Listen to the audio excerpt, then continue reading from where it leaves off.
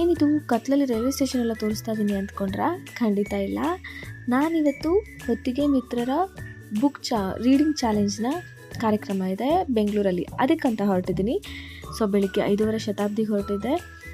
ಹೋಗ್ತಾ ಫುಲ್ ಕತ್ಲೆ ಇತ್ತು, ಚಳಿ ಇತ್ತು, ರಾತ್ರಿ ಬೇರೆ ಸ್ವಲ್ಪ ಮಳೆ ಬಂದಿತ್ತು. ಹೋಗ್ತಾ ಟ್ರೈನಲ್ಲೇ ಅರಸೀಕೆರೆಯಲ್ಲಿ ಇಡ್ಲಿ ತಿಂದೆ. ಈ ಸರಿ ಇಡ್ಲಿ ಮಾತ್ರ ತೀರಾ ವರ್ಸ್ಟ್ ಆಗಿತ್ತು. ನನಗೆ ತೊಗೊಂಡಿದ್ದೇ ವೇಸ್ಟ್ ಅನ್ನಿಸ್ಬಿಡ್ತು. ನನಗಿವತ್ತು ಈ ಸರಿ ಜರ್ನಿಯಲ್ಲಿ ಜೊತೆಯಾಗಿದ್ದು ಮರೆತು ಹೋದ ಮಹಾ ಸಾಮ್ರಾಜ್ಯದ ಕತೆ. ಇದು ಹಂಪಿ ಪುಸ್ತಕ.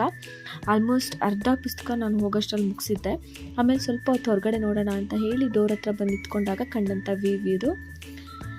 ಆ ಚಳಿಗೆ ಆಗಿನ್ನೂ ಸೂರ್ಯ ಬರ್ತಾ ಇದ್ದ. ಅವೆಲ್ಲ ನೋಡಿದ್ರೆ ಎಷ್ಟು ಖುಷಿ ಅಲ್ಲ. ಎಷ್ಟೋ ದಿನ ಆದಮೇಲೆ ಮೆಟ್ರೋಲ್ ಹೋಗಿದ್ದು. ಇಸ್ಕಾನ್ ಒಂದು ನೋಡಿ ತುಂಬ ದಿನ ಆಗಿತ್ತು.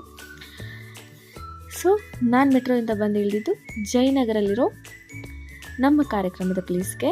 ನಮ್ಮ ಕಾರ್ಯಕ್ರಮ ಆಯ್ತಿದ್ದು ರಾಷ್ಟ್ರೋತ್ಥಾನ ಯೋಗಿಕ್ ಸೆಂಟರ್ನಲ್ಲಿ.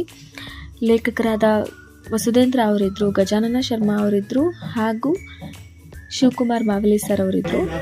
ಅಲ್ಲಿ ಕಾರ್ಯಕ್ರಮ ಎಷ್ಟು ಚೆನ್ನಾಗಿತ್ತು ಅಂತ ಹೇಳಿದ್ರೆ ತುಂಬ ಚೆನ್ನಾಗಿತ್ತು.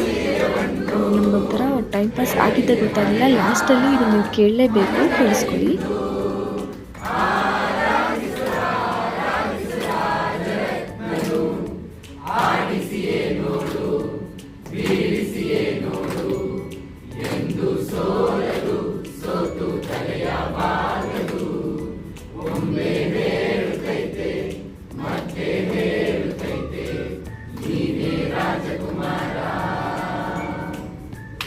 ಲಾಸ್ಟಲ್ಲಿ ಎಲ್ಲ ಸೇರಿ ಈ ಹಾಡು ಹೇಳೋ ಮುಖಾಂತರ ಅಪ್ಪು ಅವ್ರನ್ನ ನೆನೆಸ್ಕೊಂಡು ಕಾರ್ಯಕ್ರಮನ ಎಂಡ್ ಮಾಡಿದ್ವಿ. ಅಲ್ಲಿ ನಮ್ಮೆಲ್ಲ ಫ್ರೆಂಡ್ಸ್ ಸಿಕ್ಕಿದ್ರು ನನಗೆ. ಅವ್ರ ಜೊತೆ ಫೋಟೋಸು, ಮಾತು, ಎಷ್ಟು ಮಾತಾಡಿದ್ರು ಬುಕ್ಗಳ ಬಗ್ಗೆ ಮಾತು ಸಾಲಲ್ಲ.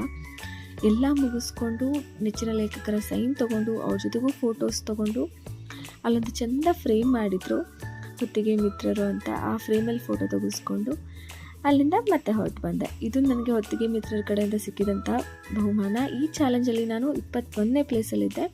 ಅಲ್ಲಿಂದ ವಾಪಸ್ ಮತ್ತೆ ಜನಶತಾಬ್ದಿ ಟ್ರೈನಲ್ಲಿ ನನ್ನ ಫೇವ್ರೆಟ್ ಚಿರುಮುರಿ ತಿನ್ಕೊಂಡು ಊರು ರೀಚ್ ಆದೆ.